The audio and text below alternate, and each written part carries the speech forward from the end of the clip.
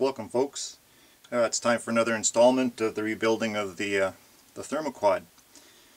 Okay, before we get on to putting this thing together, putting the top section or air horn onto the float bowl to complete this assembly of this three-piece sandwich, I'm going to back up a little bit here. I discovered something. I put an annotation, I believe, on the one of the last videos explaining about this baffle plate.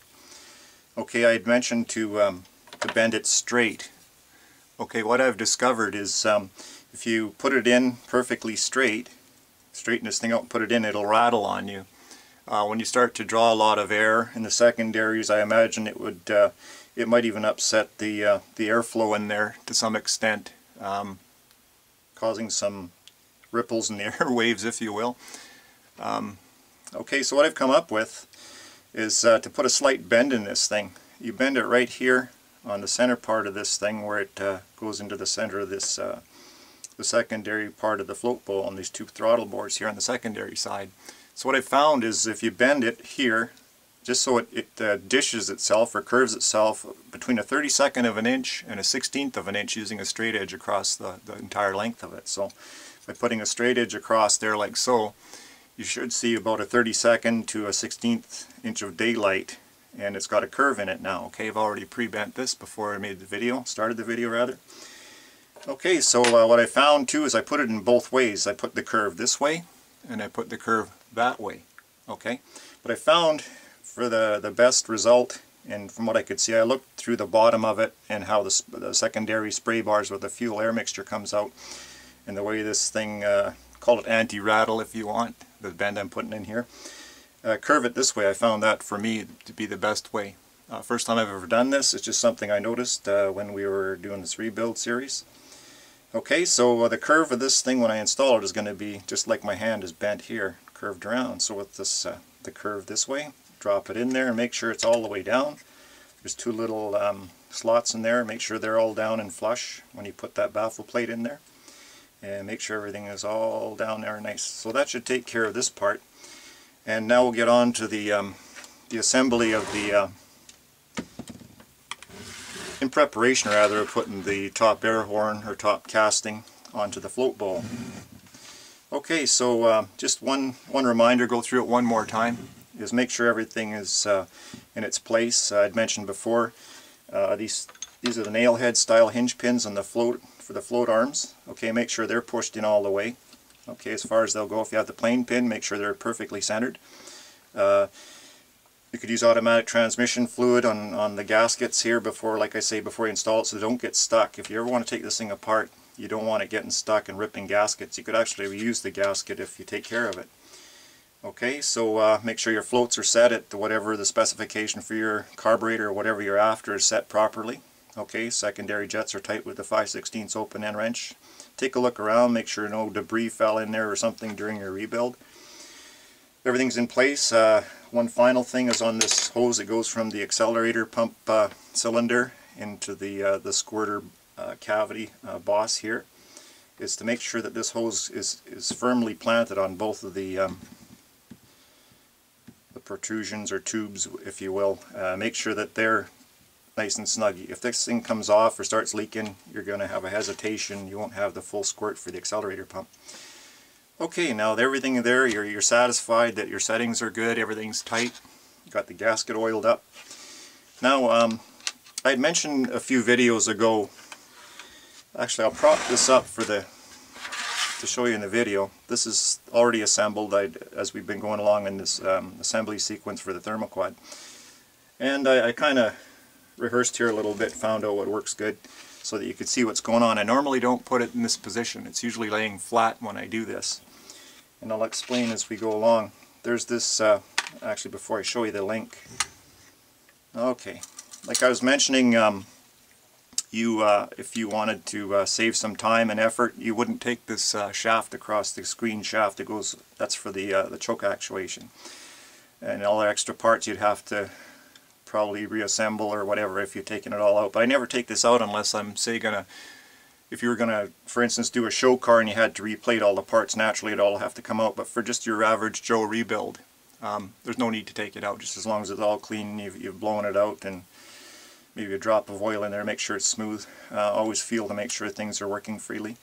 Okay, so if you've left that shaft in like I've done here, there's this link that must be put on in here, because you won't be able to put it on after you put the air horn or top casting onto the float bowl. This has to be done before you start doing that. So it's a link. It's got a 90-degree bend on the right hand side. And there's a hook.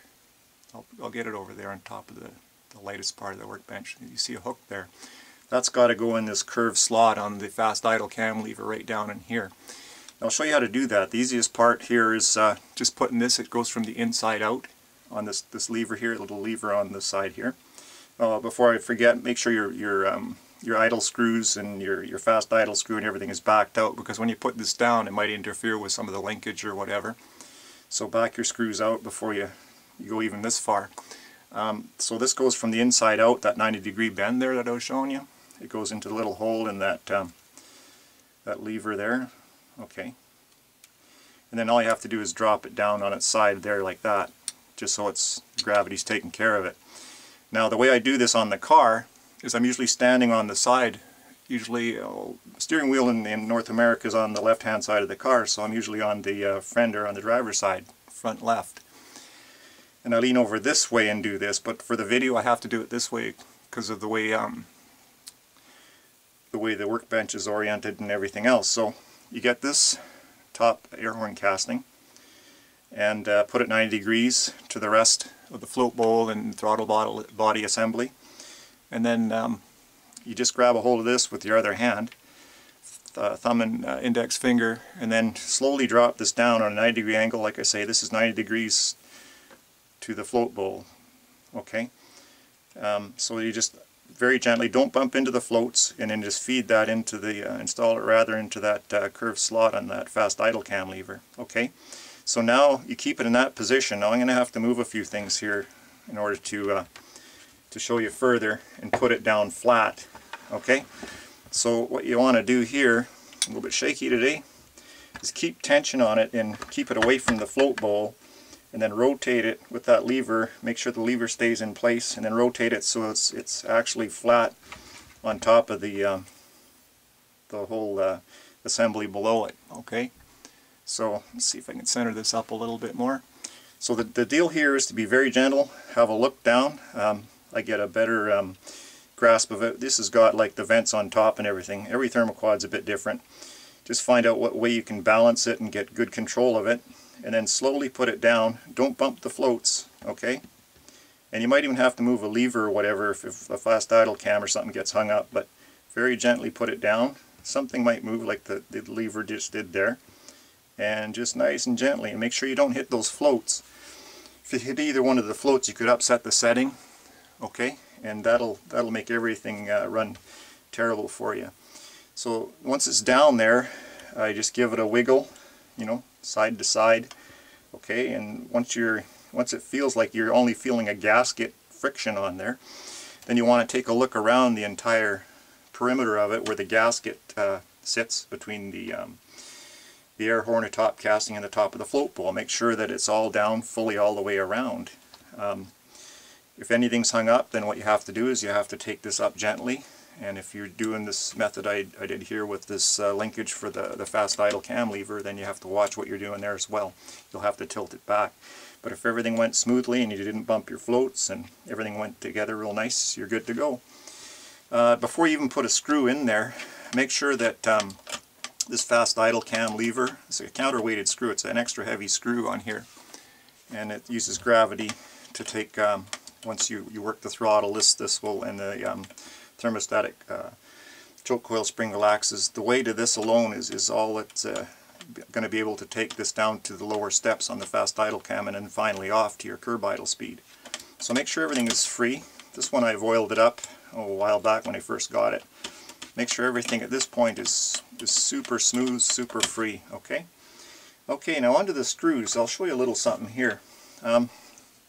Before you put these screws in, make sure you lubricate them, and here's the reason why. Let's get my pointer. This is one of the screws here, okay, and you notice there's a shiny spot on the end there. And what that is when I took it, this is an actual screw out of this $25 carburetor that I bought for parts. And when I took it out, it took aluminum shavings out of the throttle body or the base plate. So that tells me that it's been in there a long time, for one thing. Another thing too is probably when they assemble these things, whoever did it last, whether it was a factory or a rebuild guy, didn't lubricate the threads. So we've got one messed up machine screw here, or bolt if you want to call it that. So that's why it's very important to put some kind of lubrication on these things before you install them into the carburetor. So at the very least, put some motor oil on there, or you could use grease, just ordinary axle grease or bearing grease, or what I usually use is an anti-seize compound, and I usually put some of that on the threads before I install it down. That way, when you, especially if you're doing a lot of rejetting or resetting of floats, you're going to be taking this thing apart a few times to get this thing dialed in for your particular engine combination and intake manifold, whatever you're changing on your vehicle. Even stock, you still have to make some adjustments with today's gas. It's pretty, evaporates real quick and stuff, mixed with all kinds of different things. So that's the warning there. Always make sure you at least put a little bit of motor oil or some kind of lubricant on there. Like I say, I prefer to use anti-seize compound. Grease, like I say, just keep repeating, and hopefully you'll remember to do that. Never put them in dry. Okay, so another thing too I'll mention is I just discovered this. Okay, on the two screws that are hidden behind the choke plate here, okay, they go down into the throttle body. It appears like about 3/4 of an inch of thread from the very end where it starts in there. Now those are those two that are hidden. The other 8 around the perimeter outside where you can actually see them, the thread only goes in about 1/2 inch down into the throttle body. So here's a little something I came up with to help you out myself as well, is take your 2 best screws, take a look at those threads, and take the two best nice looking ones you can find and install them first in behind the choke plate here, because they're going to be going down that 3/4 of an inch. So you want your best ones, or your Sunday best if you want to call it that. Put your best 2 down in there with the threads, and if hopefully the heads aren't too messed up from numerous rebuilds or take aparts or whatever. So get your 2 best screws, and you can start. Make sure they're lubricated. These ones you got to go at least to 3/4 of an inch of some kind of a lube on there, and then the other ones you only need about 1/2 inch of lube on the end there, or you can go the whole length of the thread. It's up to you. So you just I'm gonna have to turn this too, because I can't see down in behind there from where I'm standing, so we're gonna do it sort of like 90 degrees. Okay, so just basically drop, once you're satisfied that this thing is all in its place and you didn't bump the floats and you're ready to go, just start dropping your screws in. Like I say, put your 2 best ones here as far as the threads are concerned, especially into the hidden section I keep reminding people about. Okay, so this one with a little bit of a stripping, I ran a die nut on there to clean the threads up, but they're still not 100%. They're not very good. I've never really used this. Okay, so I'm going to put it here so I remember where it is so I don't over torque it.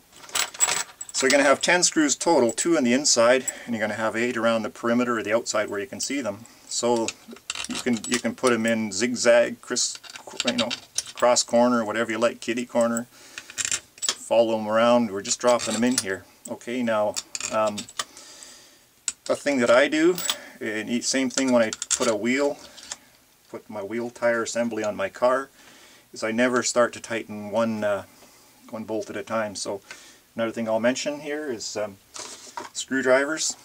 I like to get us, for just putting things together real quick, a small diameter round shafted screwdriver. This is an old beat up one, but it's the best one I've got for doing this kind of assembly, just to get things together, and it's not the one I'm going to tighten these things with.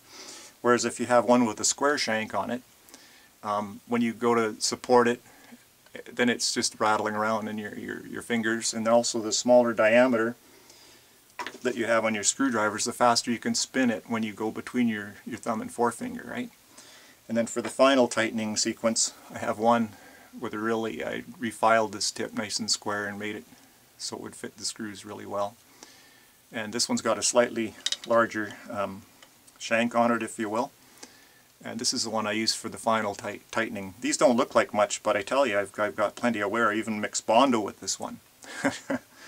So anyways, let's get on to this, putting the screw thing in. Now, when you put these screws down in there, don't go tightening, like I'd mentioned, don't go tightening one down. Just take it down till it touches, and then back it up 1/2 turn, or a turn, take your pick, just so it's not down there. The reason for this is so that all the screws get a chance to get into their threaded places down in that the base casting or throttle body. Okay, so down till it touches, just back it off a little bit. And you do that with all 10. Now I'm going to speed things up a little bit here too. If some of these will be forgiving, then I can get them. These are really old screws, mind you, all rusted up and everything, but I'll speed it up a little bit just by if they will turn freely at speeds. You can do this, or you can use a screwdriver if you're taking your time.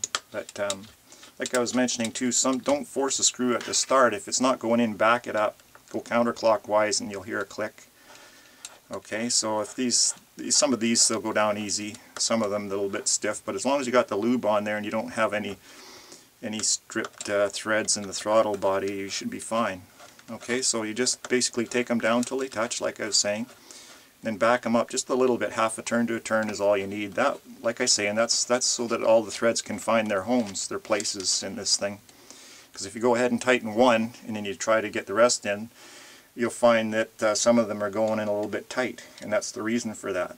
They all gotta, you know, there's machining tolerances and whatnot, and variances and everything that when these things are made or get banged up or whatever. So like I say, just take them down till they touch, back them out a little bit, half a turn to a turn. Alright, so once you've got them all down to that point, then I can, for me anyways, I get the final tightening screwdriver. Now you don't want to just go crazy and just close your eyes and start tightening. The best way to do this is take them down till they snug. Okay, just so that you feel a little bit of resistance. You want to do this in say 3 or 4 different tightening pressures, if you will, or torque amounts, right? You don't want to do your final tightening all in one shot, so it gives it a chance for the gasket to seat and find its place on top of the float bowl and underneath the top casting, as well as the gasket that's between the throttle body and the bottom of the float bowl, rather. Okay, so I always start with the middle too, like unless it's a cylinder head or something that has a specific tightening sequence that you have to follow. For anything else that doesn't really have a requirement for that, I like to start with the center and work my way out, as well as go cross corner. That distributes the pressure on this thing, whereas if you started here and just went around, say, one circle, then you're just basically using this as an anchor point, and then the rest has to sort of slip and slide. So we'll just get down in here like so. Get down there just so it's snug. We're going to do I won't do all the passes, I'll just show you how to do it. Okay, so snug, snug. So I've gone here and here. Now I want to go like cross corner, just so it's snug. Now go over to this corner here. And as long as you're going from side to side and crisscross, that's all that matters. So that's 1, 2, 3, 4, 5. Okay. 6. Hope I did that right. 7. 8. 9. And what's this one here? 10. Okay, so that's just snugging there, okay? Now it's found its place. That's more or less where it's going to stay. Now what you want to do is the same thing. Make sure that you do them all, and now we're getting up to, say, maybe the second or third or fourth pass where we're doing the final. So I'll mimic this, or make it look like I'm doing the final torque. Okay, so you only want to go 5 or 10 foot-pounds. You don't want. Remember, you're going into aluminum with these steel screws, and these threads on these steel machine screws aren't all that big, you know. So use discretion when you're tightening things down, you know. So a nice good snugging. When you feel things starting to give you big resistance, it's time to stop. So 5 or 10 foot-pounds probably at the most. Okay, and you go here, and then cross corner, like so. Actually, if you go left, right on the carburetor, see, there's one I missed. Not a big deal, as long as you're in the ballpark there somewhere. Okay, so go from side to side of the carb. Remember, I'm at 90 degrees just so I can see those screws that are hidden behind the choke plate. Okay, so then this is the final tightening. Like I say, you start stripping threads and stuff, then you're going to have problems. Okay, now one thing I do, even when I do changing a wheel, flat tire, whatever on a car, is I'll do the final just to make sure I got them all, and I'll go in a circle. Always start with the two that are hidden, so you don't forget them. So just make sure that they're up to their snugness, their final tighten, right? And then, say if I put my finger there, you can put a chalk mark there in case you forgot where you started. I can even do that now. I'll just put a chalk mark on here, just to remind me where I'm starting. I'll start over here. So just to make sure that they're all done, I'll just follow them around without doing the crisscross. This ensures that I see, like you've seen, there's an example there where I did miss one doing the crisscross. But if you count 1 through 10 as you tighten, when you're doing the crisscross, or make yourself up a piece of paper with your intention as to the sequence you're going to use, is a good way to do it. So these are all tight now. Always make sure, go back in these, make sure you never forget those ones that are hidden in there. So now I'm all tight, I'm ready to go. I'm happy with that. Make sure all the linkages are working. Okay, that's going to pretty much do it for this installment of this rebuild series I'm doing on the Thermoquad. I hope to make a few more in the not too distant future. So have a look back at all these videos if you're interested in working on these things. There's a lot of information there, and if you want to learn about these things, you can leave me a comment underneath if I'm missing something or there's something further you would like to know about. So there's today's installment, folks. Take care, have a nice day, and bye for now.